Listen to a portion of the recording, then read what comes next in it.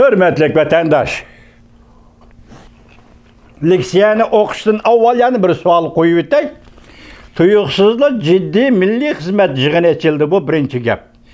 Dovi to'rbiti tuyuqsizlik Uyg'urlar yaqin zaman tarixida qurgan ikki qatim davlat qurganligi to'g'risida tarix so'zlab chiqdi, shu to'g'rida to'xtaldi. Nima uchun vatandoshim?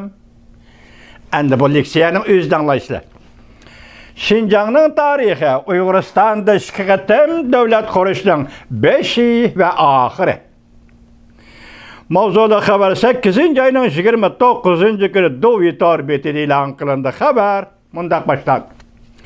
Uyg'uriston, Sharqiy Turkiston bölgünçilik nazariyasi o'tirg'i chiqqandan keyin 20-asrning 30-40-yillarida chet el ko'chlarining qo'llashi ostida Uyg'uriston unsurlari shu vaqtda Uyg'uristonda, Şinjanda qalayma-qallashib turgan vaziyatdan foydalanib, Uyg'uristonda, Sharqiy Turkistonda ikki qatim ilgari keyin Uyg'uriston Jamhuriyatini, ya'ni Sharqiy Turkiston Jamhuriyatini qurib chiqdi.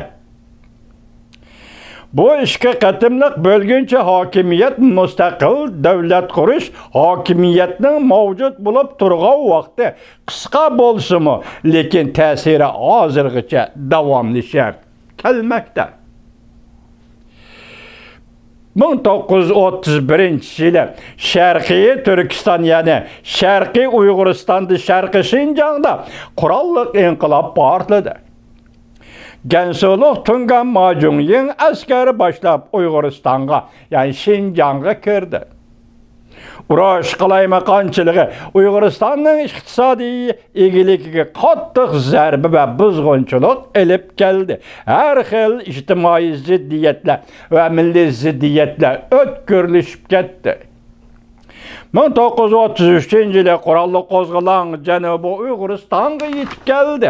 Qurolli qo'zg'olon boshlanish bilan ba'zi pan-islamizm va pan-turkizmchilar maxfiy bölgünçe tashkilotlarga qo'l solib, urush qalaymakonchiligidan foydalanib, qurolli qo'zg'olonning rahbarlik huquqini tortib olmoqchi bo'lishdi.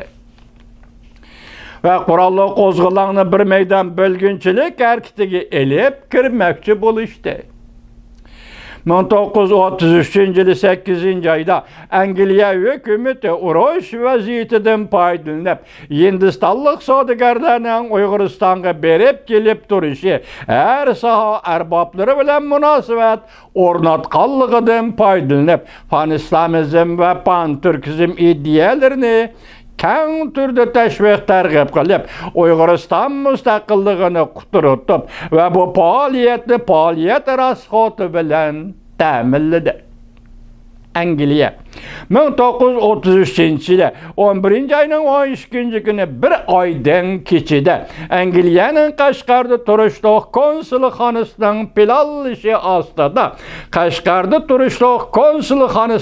Angliyaning planlashi ostida tekrarladım, keçirim.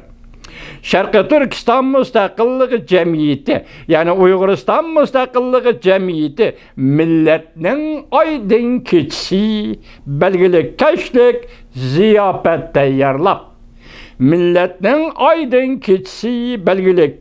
ziyofat tayyorlab, Sabıtamullah Memtimin Buğra vekillikideki Sharqiy Turkiston Uyg'urlari, yani Uyg'uriston unsurlari Uyg'uriston Xalq Cumhuriyatining qurilganligini jakarladi.